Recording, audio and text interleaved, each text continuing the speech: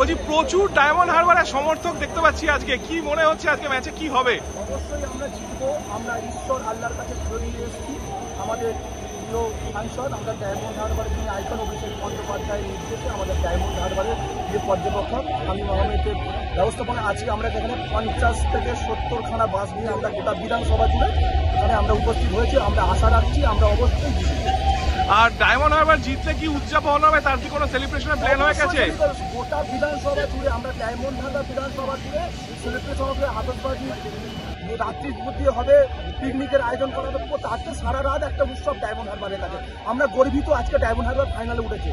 East বেঙ্গলকে হারিয়ে এই জায়গায় এসছেন, নর্থ ইস্ট খুব টাফ টিম, পরপর দুবার ফাইনাল খেলছে, কি মনে হচ্ছে এবার কি হবে? মনে হচ্ছে ইস্ট বেঙ্গল খুব ভালো টিম ছিল, এই টিমটাকে হারানো মানে আমরা ফাইনাল উঠেছি, মানে এই টিমটা আমাদের কাছে কিছু মালুম না। তাহলে আমি চেষ্টা করি গর্ব, আমরা তবে নিয়ে এসেছি, তবে নিয়ে বাড়ি। আজকে ডায়মন্ড হারবার হবে, কে নজর কাটতে পারে, কে মানে কে গোল করতে পারে, কি ভাবছেন? জবি জাস্টিস গোল করতে পারে, আমরা জবি জাস্টিসকে সাপোর্ট করছি।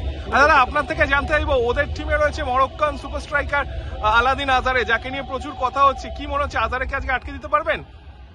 দেখা যাক, মাঠে দেখা যাবে।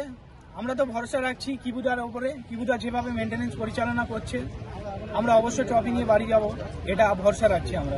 আর একটুখানি আসবার আগে ডায়মন্ড হারবার সবাই মিলে স্লোগানটা শুনছিলাম, আই লিগ 2 জিতেছি, সেইভাবে আমরা এই ডুরান্ড কাপটাও জিততে চাই।